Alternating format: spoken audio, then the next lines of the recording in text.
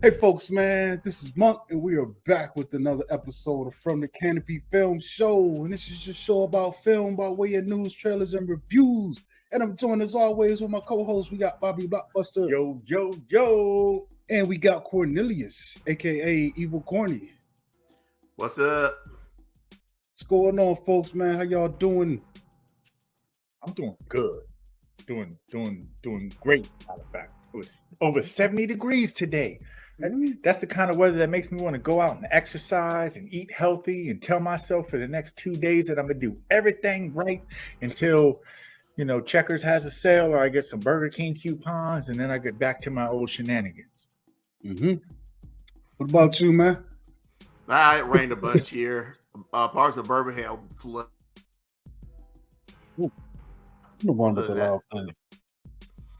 You said parts of Birmingham flooded? Yeah. Oh. We had a flash flood. It was like ropes, got wet as hell. That sucks.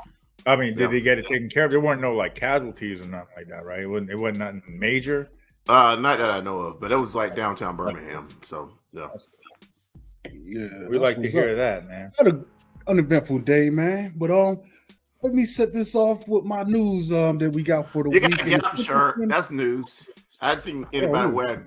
I hadn't seen anybody wear a Gap hoodie in a couple of years. I had this for about 2 years now. It's actually one of my best hoodies, man. Like even one blowing up weight wise, it still looks good on me, and that's hard to find. Like these hoodie really well. Like I definitely should probably go get more, but yeah, I've got hoodies that I just bought recently that I paid way more money for, and they telling me I got to get in the gym. But this one, it accepts me for how I am, and it looks good.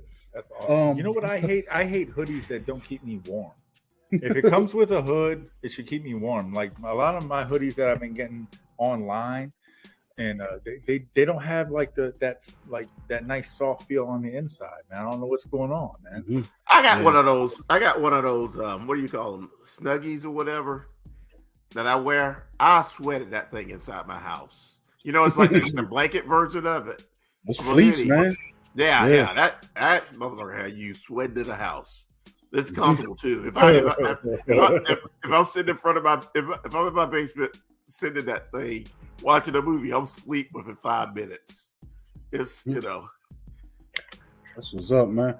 My first story though, it involves we all saw the Batman in the theater, so pretty sure you guys saw that sizzle reel that they put out with the Batman. There was Aquaman, it showed Black Adam, and it also showed the Flash. Well, got some disappointing news, at least for me, because Warner Brothers has changed their lineup for this upcoming year. And, seeing that thing, it had me hopeful. I'm like, wow, Warner's going to put out, DC specifically is going to put out a lot of superhero films this year. They're almost putting out as many as Marvel usually does, which would have been giving us 4 films for DC this year. Well, The Flash and Aquaman have been officially moved to 2023. Yeah, that sucks, dude. But it's still early in 2022. Well, I think what's going on is, the COVID is still affecting things, man, and workflow in studios. We're seeing the same thing happen in the video game realm.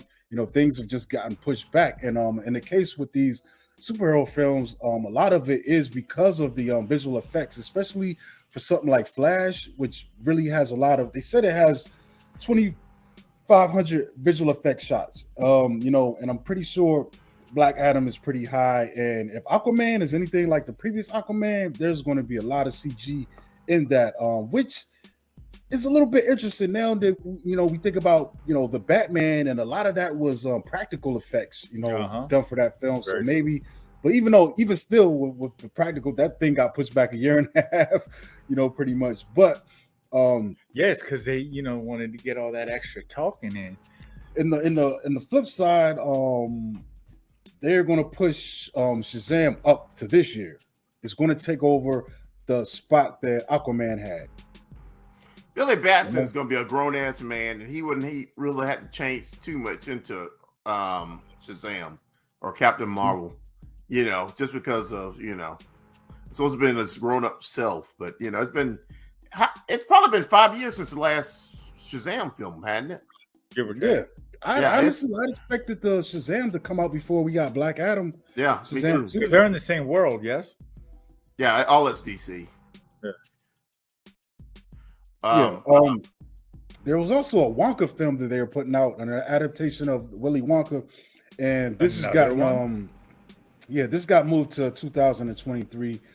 Yeah, so I'm not sure who's going to be in this Wonka version. Is that Chalamet kid that was in Christopher Chalamet, I think, that was in Dune. Timothy Chalamet. I was in Dune. So here are the official changes. DC's League of Super Pets moves from May 20th to July 29th. The Flash moves from November 4th to June 23rd, 2023. My motherfucking birthday. Aquaman moves from December 16th to March 17th, 2023. Wonka moves from March 17th, 2023 to December 15th, 2023. Shazam! Fury of the Gods moves up from June 2nd, 2023 to December 16th, 2022. And The Meg Part 2, The Trench, has been set for August 4th of 2023. They're making a Meg Part 2? So yeah. Are they having Statham the shark killer in it? I have no idea. That first film was kind of fun though. It was one of the better shark films that I've seen. A lot of the ones that come out as of late are terrible. What you talking about? Sharknadoes, right? No, I saw one just the other day. Has Alicia Silverstone in it.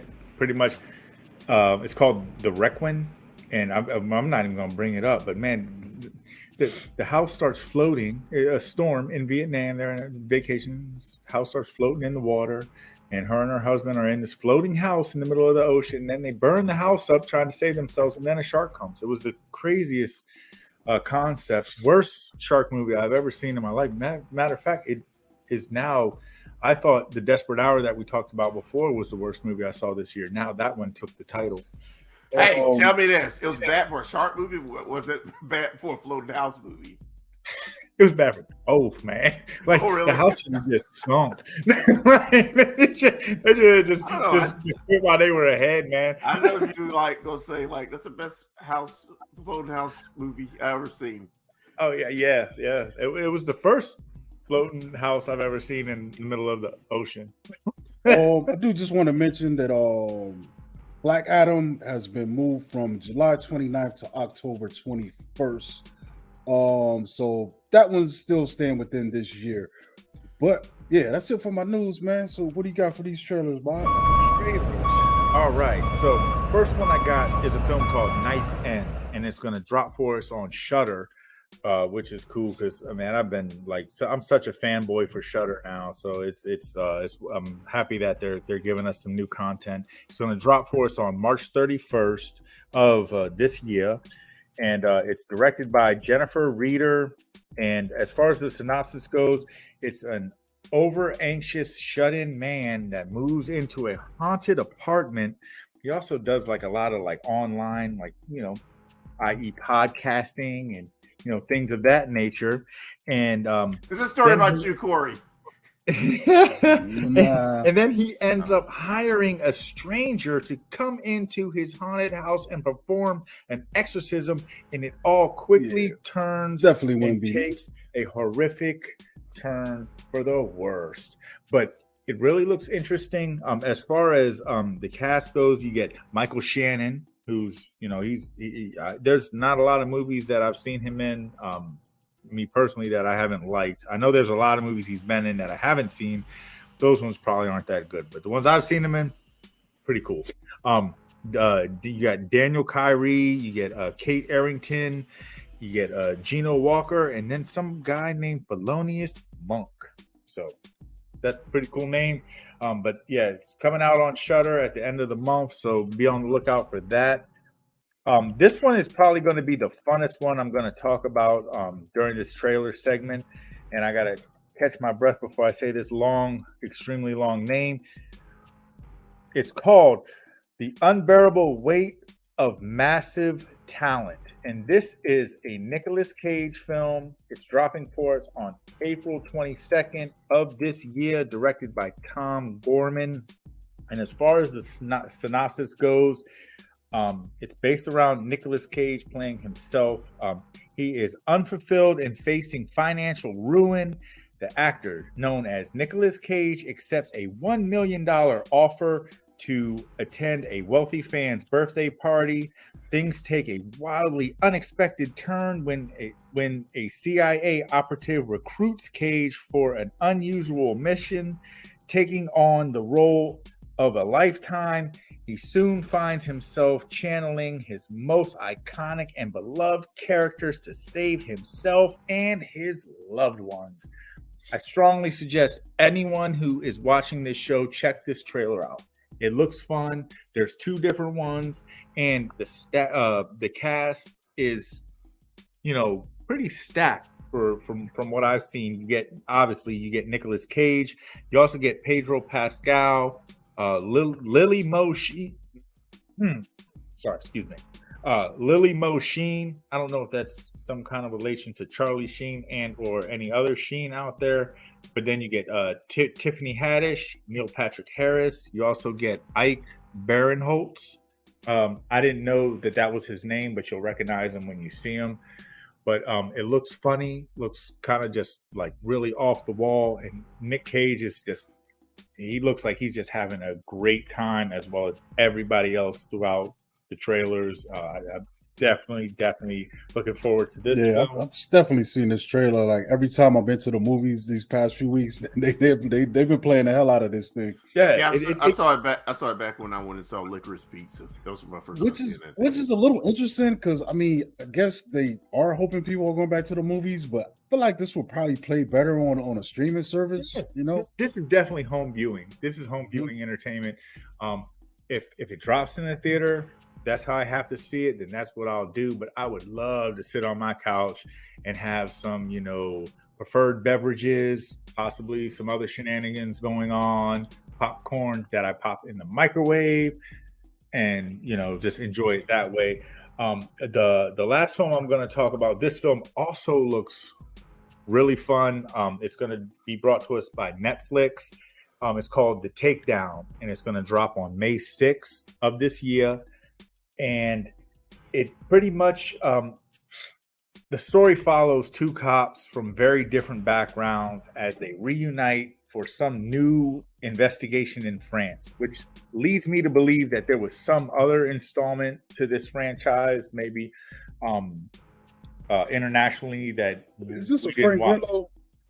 No, it's not Frank Grillo. Matter of fact, as far as the actors go, they're all like French actors. I didn't know too many of them. Is this a new? I didn't want to butcher their names. I don't know. It's weird because I'm looking at It's called The Takedown. Yeah, I'm getting a 2017 date. No. It's not. Maybe this is a it's different. Not that one.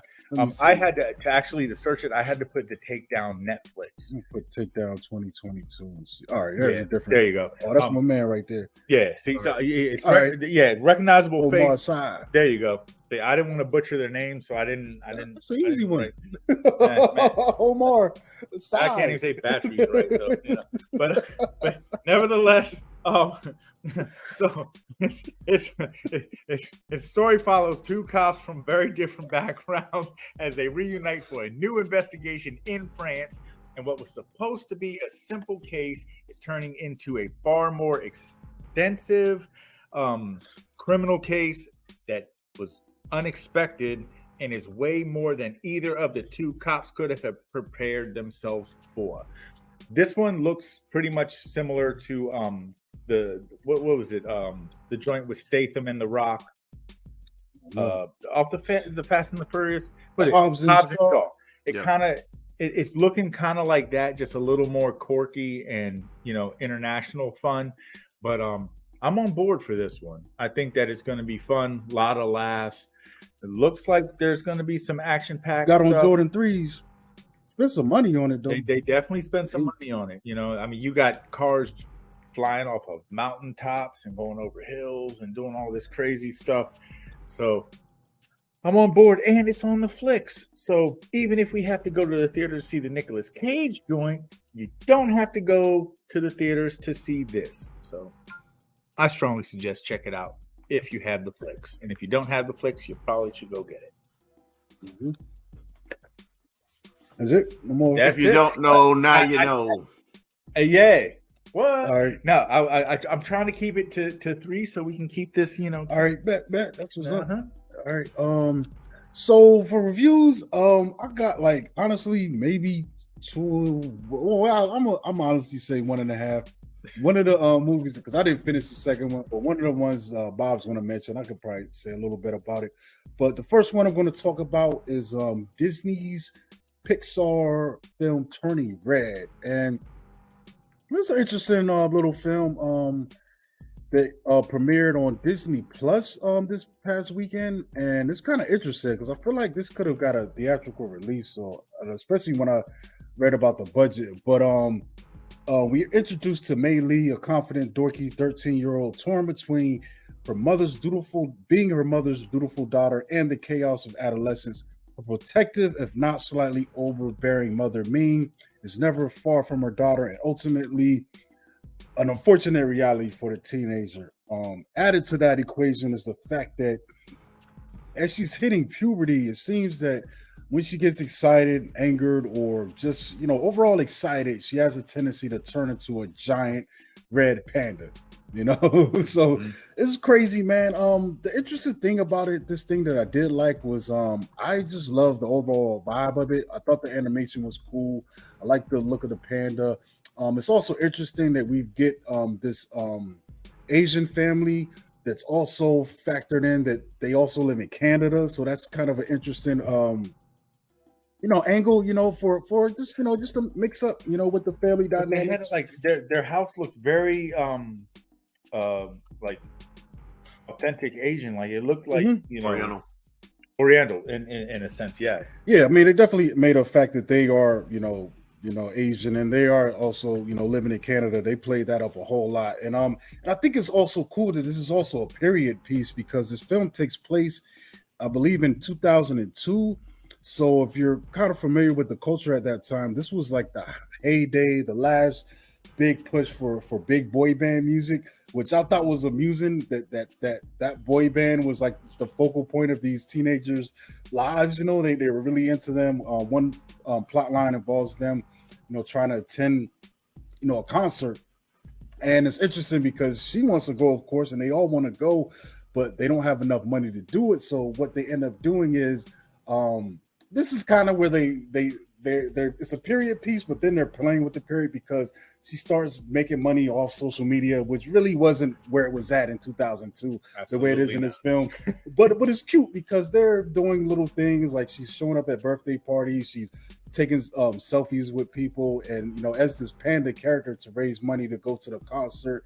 And it kind of comes to a head, man. I thought it was a real cool story in the fact that I feel like this movie and Encanto are both dealing with generational family trauma, and how that can sometimes get passed down, because as the story unfolds, we see that this thing, the nature of the panda and the legacy of it and her family, sort of in the way that we get in Encanto.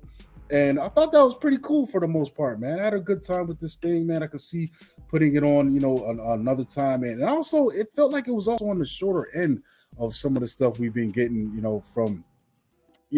from the animation wing of Disney, lately. And it goes fast, it's zippy, and it just has a really nice, fun, nice message and spirit to it, What I'll say, just to to give a little bit more insight on top of what you're saying. To me, this it felt a lot like Teen Wolf. It was another version of Teen Wolf. That definitely.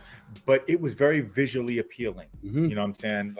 What they did with the animation and the approach that they took, that was appreciated. I liked it.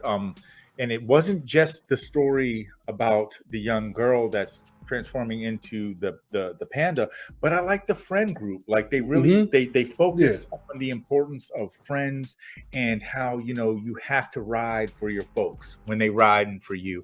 And I love movies that focus on that, because sometimes the importance of friends and people that have your back and who you cover their six. It's a lost art. It gets lost in translation in some of these films. So when they express the importance of that, I really like that. And like I said, it's a fun for the family kind of movie. You know what I mean? You sit down and like you said, it's a quick watch. I don't know exactly what it's clocking in at, but it feels like maybe about 45 minutes worth of time, and I know it's longer than that, but it moves at a very. It's a feature length. It's wait for 40 minutes. Yeah, but it zips right through, and like I said, I really appreciated the look of it. It had some, and the concepts. I mean, I remember. I mean, I was not like out there doing cartwheels to go see Backstreet Boys or nothing, but I remember when that stuff was going on and how they just had. So you were an NSYNC fan? Oh man, what? I like 98 Degrees posters and all kinds of stuff, man. Even had an NSYNC sleeping bag. But I remember all that craziness and this film, like the fact that they tapped in on that was just that was really cool. Yeah, I thought it was a good story about accepting yourself for who you are. Overall, I love this film. I had so much fun with it. It like pretty much what y'all was saying about like it had a nice friend group, nice family. Animation was good. I thought it was real comical. It's might been the most fun I've probably had on a Pixar movie in a while. I liked Enchanto, but it was. You know what? It was a little bit funner in this one. Yeah, I got more laughs out of this than I did in Kanto. Like, yeah. And one of my favorite things is when she's holding the Tamagotchi in that film. And they talk about the boy band group, and she goes, "You're gonna meet your daddy." Yeah. That sounds like something I actually hear on this. I actually hear little girls say or hear women say, and that right there, I just got so tickled off because I wasn't really expecting that, but I had a lot of fun with this film. Mm-hmm. And they keep getting better and better with the fur, man. The fur on that panda was looking it's almost like you could reach out and touch it at times, man. The way it like sways in the wind and stuff, like when it's running and stuff. Yeah, you're right. Yeah, they've improved since they did Sully and Monsters Inc. Yeah. It looks like it's so many. Like it's not only just there's so many different textures within the panda itself. Like when you look at it, there's curls, there's straight hairs, there's fine stuff, and like it's crazy, man, what they're able to do, man. But like I said, I wish this would have gotten a theatrical release, man. I don't know why they didn't, put it out there to see what happened, because they could have easily get it a theatrical run, see what happened, and if then still put it on Disney Plus. Like it's really weird, because I would definitely have loved to see this, in a big theater. Yeah, me too. Who knows, man? They did the same thing with Luca, though, didn't they? They just put that on Disney Plus. Yep. I still haven't seen Luca. I forgot that's out. I thought you saw it and was just. No, I didn't watch Luca. I watched a little bit of it, but that one is a little more. It's definitely more. The last one I watched, younger. Encanto, and then Onward. I think that was the last one. Onward. Yeah, I hadn't seen Onward either. Like Soul, Encanto, and turning red. Yeah, really that's interesting because Lightyear, that's coming out. I don't know. Maybe they did some test studies and they didn't. I don't know. Maybe they didn't think it would do so well. But who knows, man? I don't know what their numbers are. No one really puts their numbers out there. For all we know, Disney Plus could be making a killing right now, dude. And they know what they're doing. And this was like, all right. No, because the budget on this thing was like $175 million, dude, to make this film. Yeah. And I'm like, wow, you just gonna put that on Disney Plus? I mean, like you said, I mean, maybe they're tossing a bone to everybody who already subscribed to Disney Plus, last year when they were. This is like going on parallel with the theater release. Yeah, they've been out for a while now, and we know that they've been successful.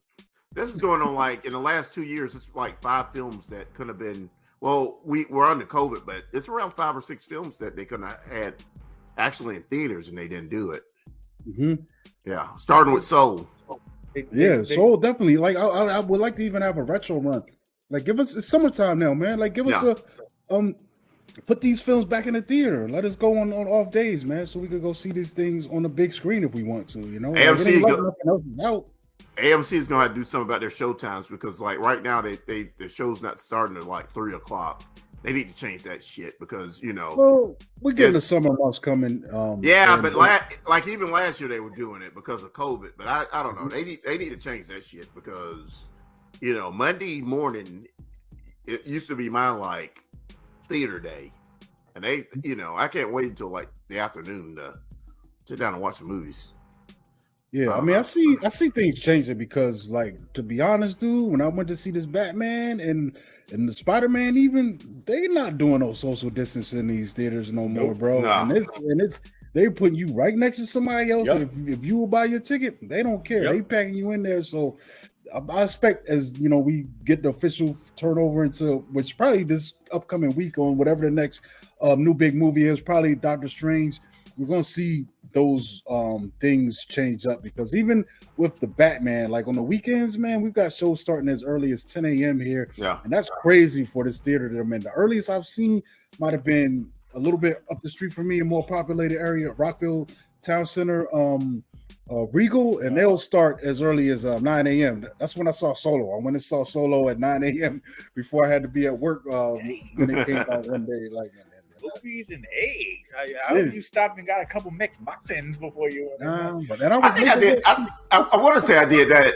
Like after I saw Force Awakens, like the first time, I think I came, at like it might have been like a 10 o'clock show the night before. I came back around and watched it at 11 the next, 10 or 11 the next morning.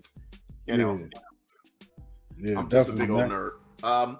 So what you got, man? The first film I'm going to talk about is a film called Fresh. It has it stars Sebastian Stan. And that's about the little boy that played chess with Esposito and Sam Jack, right? No, this is a different film. I know. This is Fresh 20. This is Fresh 2022. And it also stars Daisy Edgar Jones. I really don't know her from anywhere, but it's about a single woman played by Daisy Edgar Jones.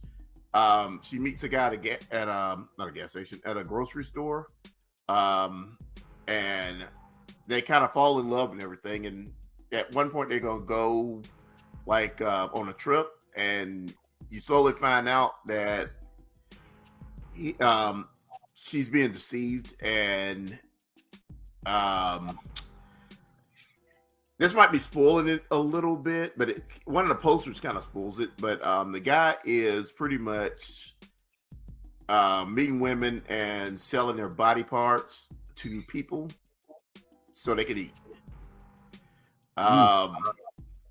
It's overall, I kind of thought, huh? Like a business? Yeah, it's like like a business, like that black market. Like how much a pound of ground go for? They don't go in details, but it's kind of it's kind of an exclusive thing. Overall, I thought that this movie was executed. I'm curious, man. Yeah, we're gonna figure out how that apartment got haunted. Cory's had some roommates that just all of a sudden disappeared out of an apartment. Yeah, but overall, I thought this film was executed well. It's kind of intense in parts of it, but overall, it's saying it's a bit of a comedy.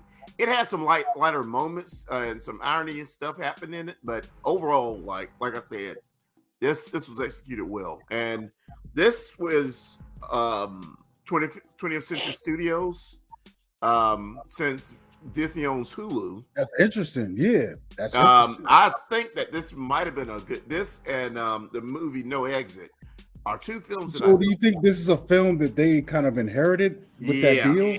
Yeah, cool. during that deal, also dropped on Hulu as well. Yeah, both of them dropped on Hulu, and I think right now that this film will probably fail if they probably released it. Probably next year we'll probably be seeing some of these smaller movies like in theaters. But it was a good. I think it was a good idea of them to put it on Hulu. But overall, it's I just wonder what else we're gonna get this summer. I mean, but that's interesting that you say that, because really right now the top film over the weekend was the Batman. Yeah. And before that, it was the Batman, and before that it was Uncharted. So we're still in this phase where the big must-see movies, those big blockbusters are the ones that are bringing people to the theaters again, Yeah, and to your point, Corny, yeah, I saw this film too. Like you said, it is executed well, it's acted well, the story is told well. At the end of the day, he's just telling people, hey man, be cautious. You want to swipe right or left, whichever, I don't, whichever one the green check mark is. Be cautiously aware. Sometimes people be faking about who they really are, and that's some interesting. It's a lot of red flags, especially a lot of red flags. And I mean, you know who I liked. My favorite character was the friend. Like her friend was the voice of reason, and she just but then again, she was searching. I mean, and everybody wants to be happy, and some people have this generated concept that being happy means being happy with somebody else, you know what I mean? And that's not always the case, but this particular woman, that's the situation at hand, and that's why she's kind of like chomping at the bit, which also kind of made her a little more vulnerable. And I mean, like this dude was a little more like, I mean, dude, when the movie first starts, like it's like the worst date ever. Like this guy that she was on a date with was a total dweeb. Like, I mean, like. I don't know if people do this in real life, but I mean, they're out eating, and then my man's like, "Yeah, you mind if I take these leftovers?" And then he takes his and hers and boxes up the food and stuff. So I mean, like this guy was a total opposite of what she apparently was dealing with. So I mean, they sold it well. Like they definitely, the way they built it up to make this story make sense and make it believable as far as the way the story arc went. I think they did it well, but at the end of the day, just be mindful. You never really know somebody till you know them. Especially when you don't meet it in their family or anything, or that's what I'm saying. Or friends. It's just certain things you don't just do with people that you don't know much about. What I'm saying. Exactly. So I mean, like you said, there was a lot of red flags, but if she would have like entertain these red flags, or actually like something that somebody in the real world would have been like, wait a minute, let me pump these brakes for a second, then the movie wouldn't have been a movie. It wouldn't have been as entertaining. Like we had to overlook that stuff for this to happen. So but some folks, if you want to keep on going on that Tinder and all those other sites, man, use this as a blueprint of what not to do, or you could be the next one. Getting your body parts sold for meat or whatever was going on. All thing happens with me on those websites is my heart gets ripped out and consumed. Next movie. Hey, bro. So on a lighter note, I'm gonna let you go with this next movie because I didn't, I ain't watched the whole thing. Oh, you want me to go with that one first? All right, cool. I would do that. I mean, you got left because that's all the only one I got. I got two. That's the only one I was gonna say. I was gonna say the other one. Yeah. So that we'll double dip that one at the end. All right, cool.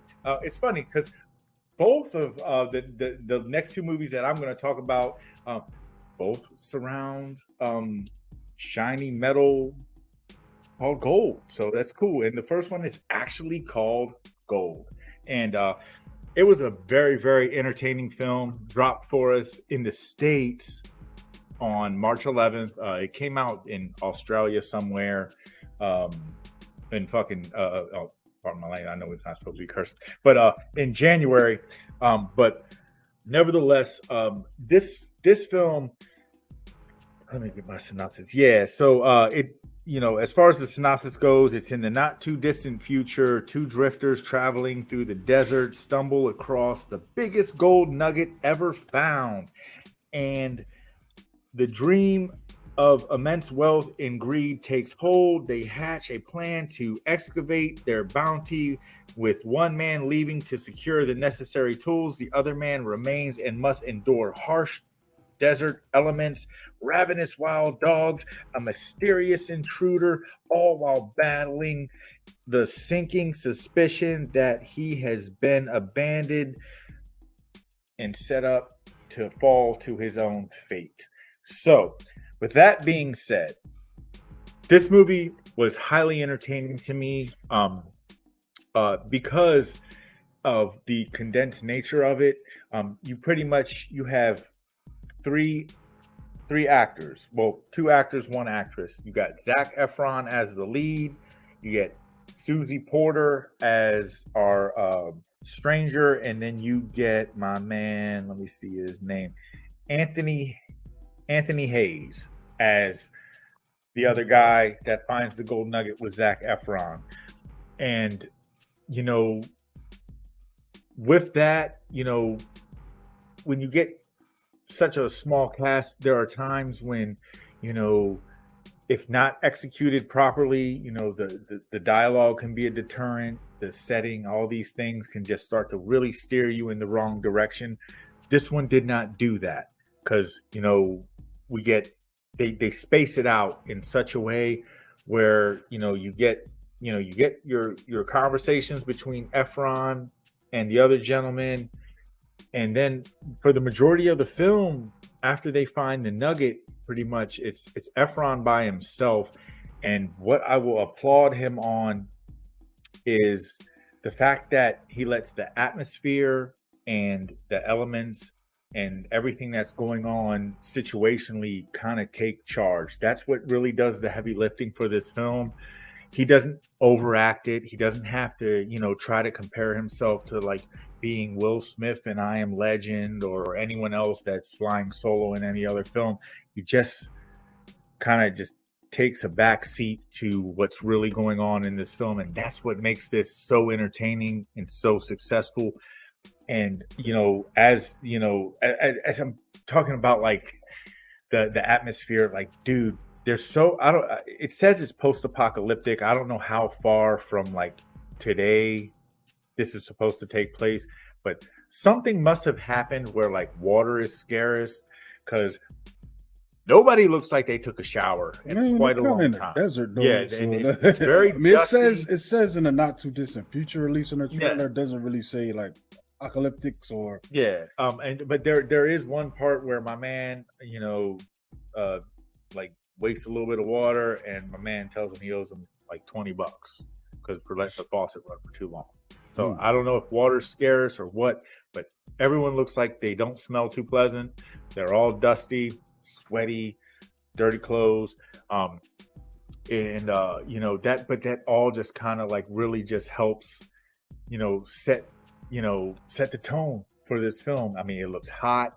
Like, this is one of those films where when you watch it, it's not really all about what's going on. What's going on is good enough. It's entertaining enough.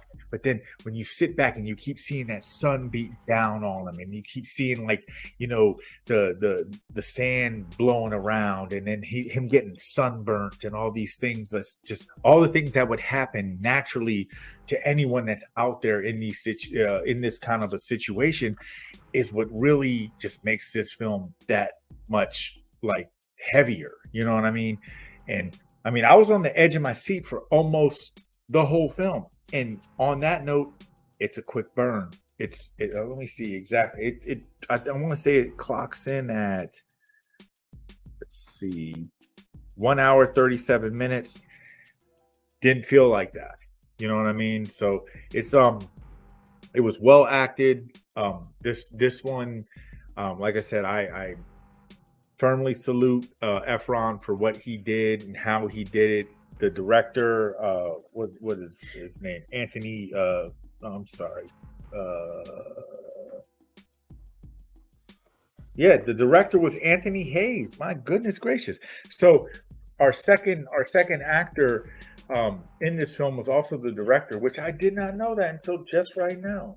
I should have been on top of that, because I wrote it down twice. Oh man! So But that's lesson learned for today. Pay attention to your notes. Just because you write it don't mean you read it. You're right, then read.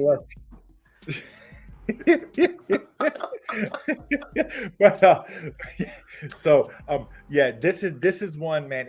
If anyone, if you can catch a stream or find it on like your Vudu or Amazon or whatever the case may be, it's well worth the watch. You know what I'm saying? Just know what you're getting in for.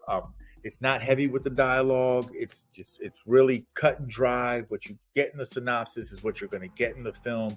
It's about execution. This is a film that is executed like almost to perfection for what it's bringing to the table.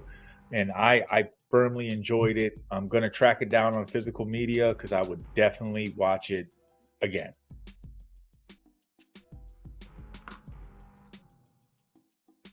Who next? I was gonna say, I keep talking. I mean, all the silence, you know what I'm saying? Oh, yeah, my internet froze. My internet froze. Okay. The next, yeah, my internet froze. The next film I'm going to talk about, it's actually a documentary. It showed up on HBO yesterday, and it's called Phoenix Rising. It's the actress Evan Rachel Wood pretty much coming out and telling her story about how she was abused by Marilyn Manson. Yeah, she met him when she was like 18 and pretty much kind of held captive and, abused by him for several years. I'm trying to cut you up. This is the actress from the one Grindhouse one, the one with she had the leg. No, that's Rosemary Wood. Go. If you saw Westworld, the new Westworld series, that's Evan Rachel Wood. That's the main character in there. Oh, okay. Yeah, yeah. That's what's interesting. They had a couple of the women that were like part of the support group. Some of them had actually dated Marilyn Manson, but Rose McGowan wasn't there.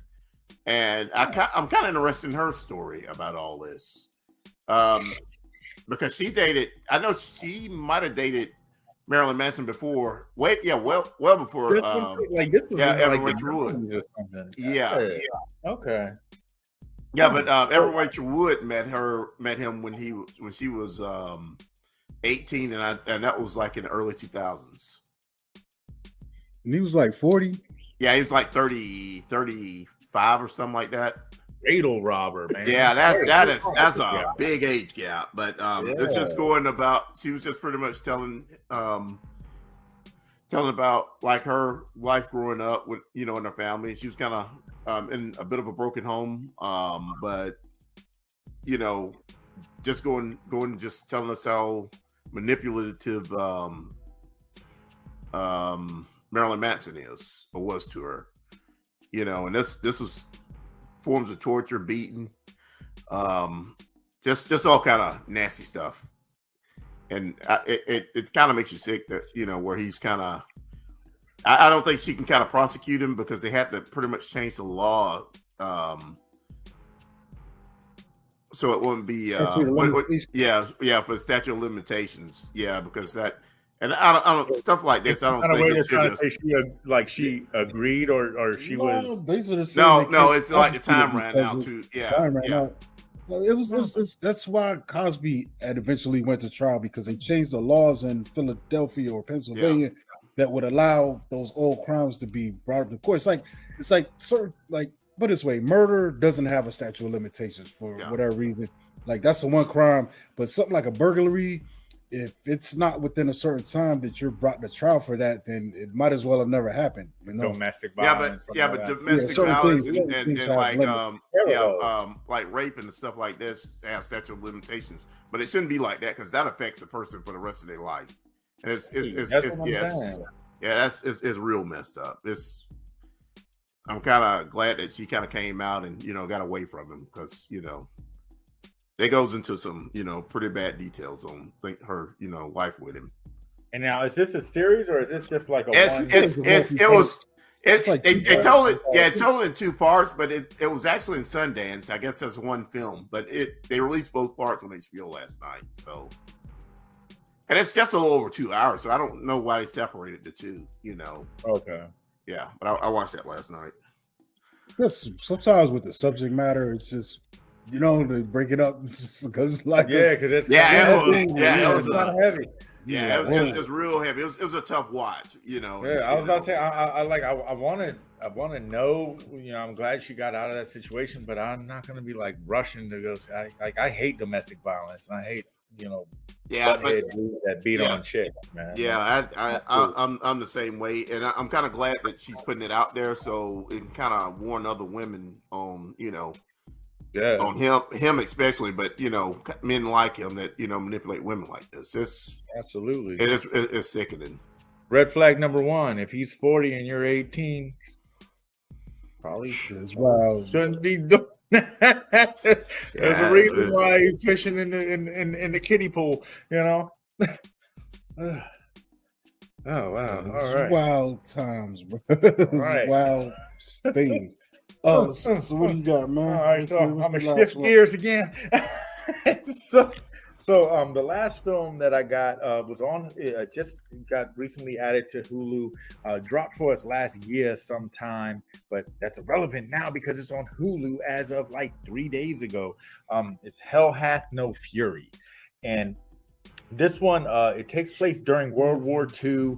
And there were American soldiers that rescue a French national, but give her an ultimatum to survive. She must lead them to this like gold, pretty much this little jackpot of gold that's also being tracked and hunted by the Nazis and I guess for all intents and purposes the French resistance.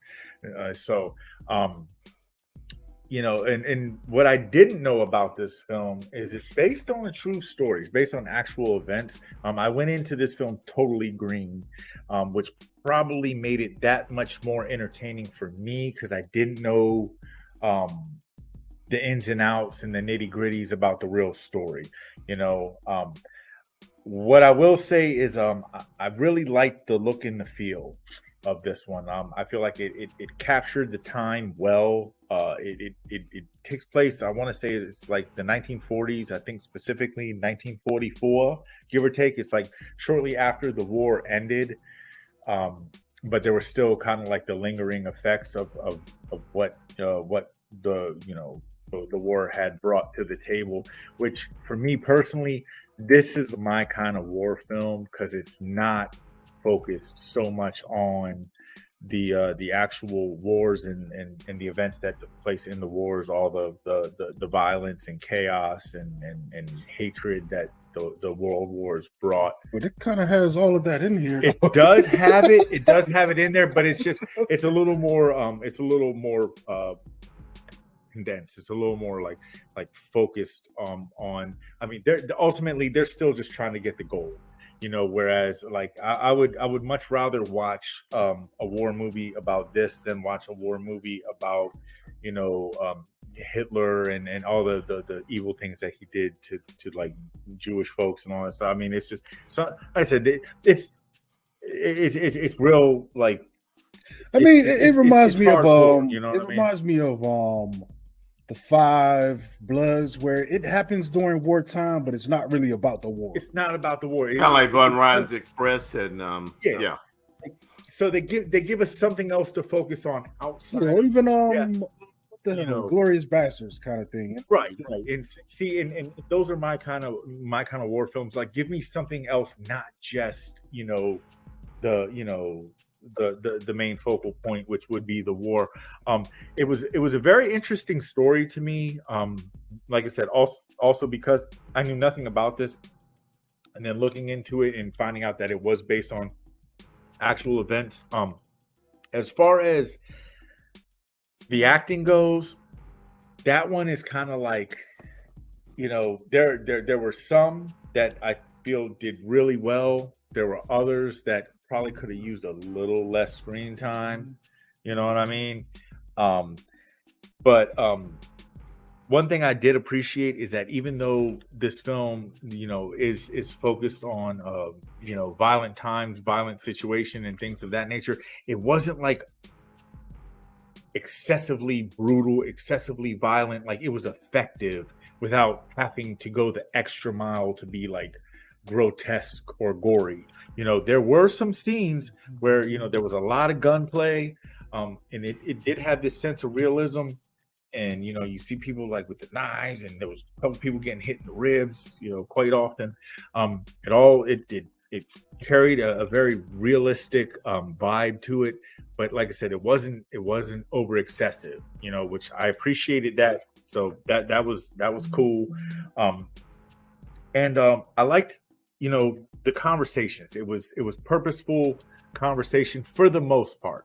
You know what I mean? Like, everything that was being talked about was, it was received well by me, at least, and that's kind of what helped push this film along.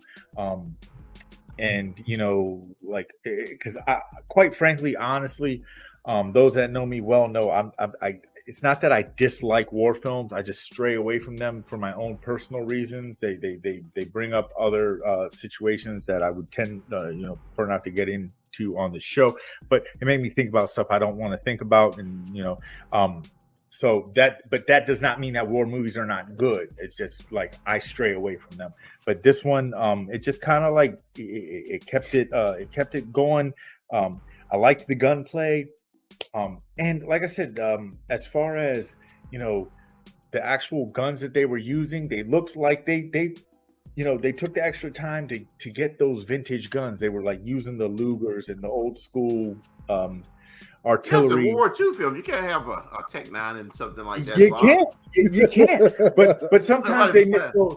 Sometimes they miss those marks, though. That's what I'm saying. Like I'm at the point now where when I watch movies, I'm trying to get away from combing through them with a fine-tooth comb. You know what I'm saying? Like, I like when they pay attention to detail, and it's the little things. You know what I'm saying? Just make sure that you hit the key notes. Cover. So you're saying nobody had a cell phone in this movie? No one had a cell phone. It wasn't nothing like that going on. It was for all intents and purposes. I mean, I don't think that this one should be like, it's not one that I run back to watch again. Seeing it once was enough for me, but I'm not disappointed with what I got. You know what I mean? Like, it definitely, I feel like it was effective, and it shed light on a story that like I said, me personally, I didn't know anything about. So that just kind of helped make it that much more interesting and intriguing for me as a viewer. You know what I mean? All right, I'm gonna try to finish it because I started it, but I think I put it on late, and it was just like, But I will say this: the setup is pretty cool. I mean, they're trying to find this gold. You got this woman thrown in the mix. She's in the middle, but she also ain't shit. So.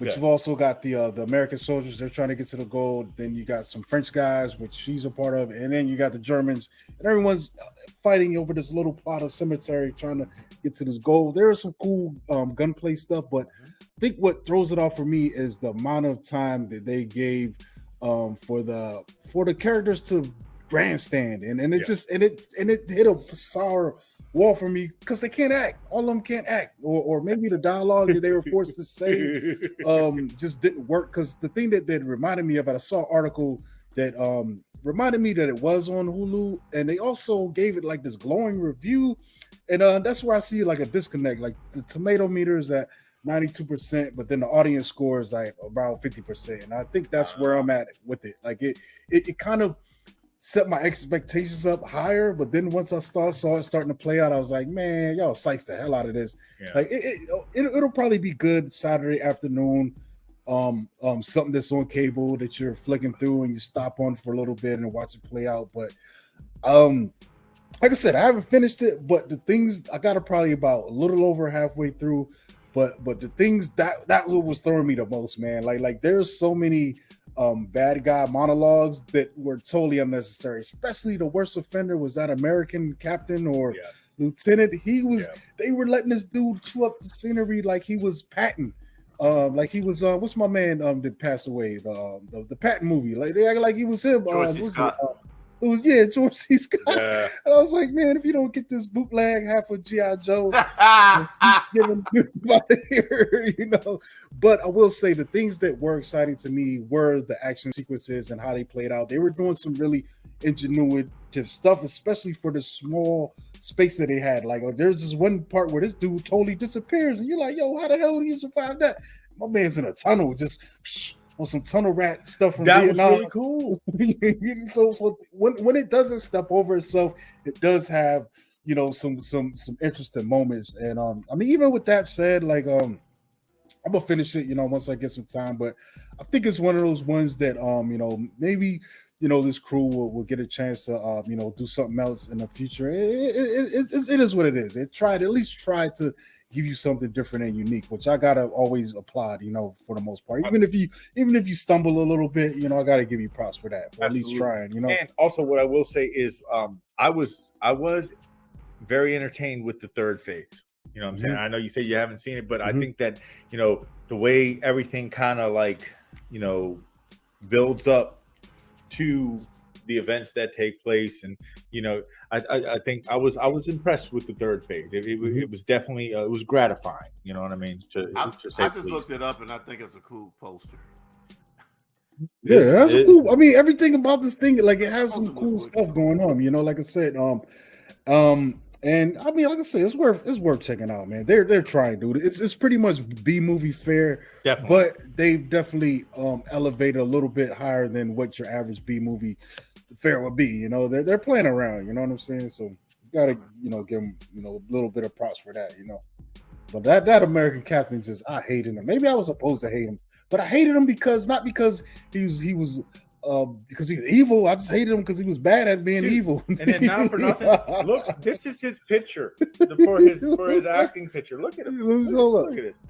Oh yeah, come on, get out of here, man.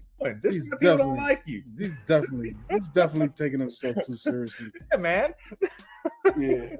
So what else, man? Is you got anything else, Cornelius? Other than me seeing the Batman and enjoying it, I don't have anything to say about it. Y'all want to mention? You skipped out on that review episode. Yeah, because some people are at work when people have secret podcasts.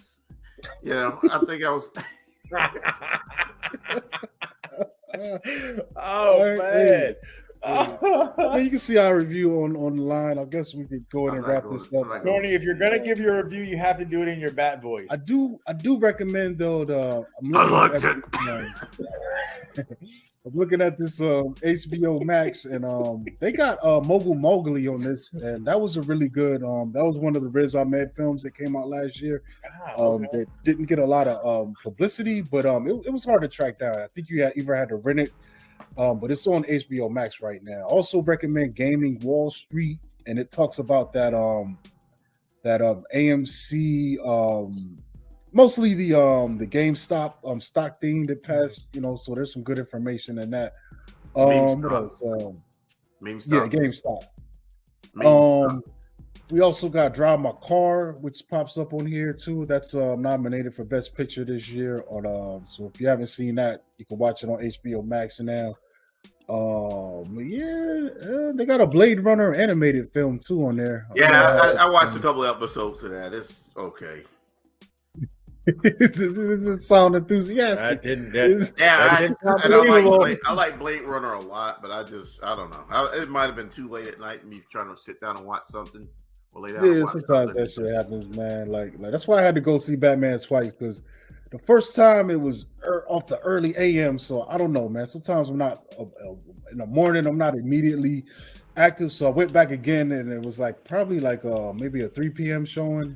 And I kind of had similar feelings when I came out the second time, so you know, it didn't change my view of it. Didn't change much. But you know, it's out there. We out there. If you want to see what we felt about it, it's out there. You know, it's on the show. I liked it a lot. What's the next big one we got? Morbius. I can't wait. I need more of this superhero-ness, man. Didn't Morbius get pushed back though? I just want to say that's April 1st. That's next Friday. And I need more. April 1st. They were first. No, Morbius got pushed back to It's April 1st. Is it coming It's out April on April 1st? Fool's Day? Yeah. That's dope. If that Oh, it is April 1st. Damn, April that's Fool's Yeah. Day.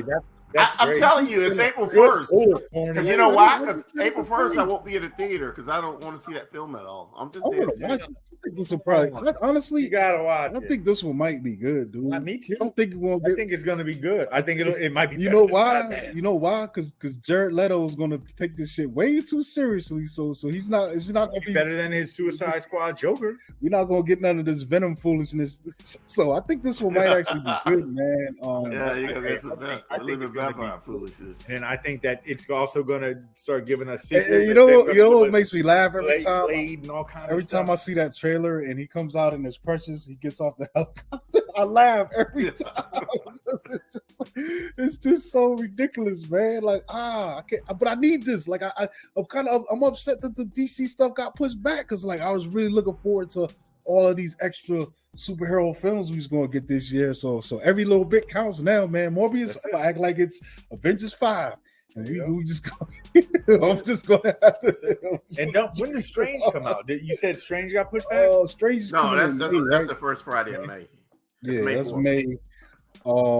Then what else we got? I'm worried if Black Panther get pushed back, man. They I'm wondering if we're gonna have to pay that extra $1 if we go see it at. That's why I go to Regal. They don't Yeah, charge me no more. well, Yeah, I don't know. I'm AMC might have showed everyone the way to make an extra $1. I hope not, but we'll see. Yeah. That's not too. Yeah, but let's wrap it up, folks, man. We're gonna see y'all next week. Yeah, that's it, dude. Have a good life. Have a good life. This What has is been that? Like, what is it, like an asteroid? We ain't coming back. Yeah. That's it. Have a Catch good me life. at Monkey Blood on Twitter, Instagram.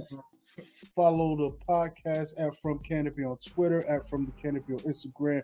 You can email us from the CanopyPod at gmail.com. This is Bobby Blockbuster. You can catch me on Instagram, Bobby Blockbuster 118. Yeah. All right, folks. I'm Cornelius Bros. You can find me on Facebook, Cornelius Bros, on Instagram, Cornelius Bros, on Twitter at Cornelius1976, and on Instagram, not Instagram, TikTok at Cornelius1976. Where All right, there's you know, no make a video, comment. just video Yeah, watching. no video, it's just video watching on TikTok. we got it. All right, so we out of here. Peace. Yeah. Boom. Have a good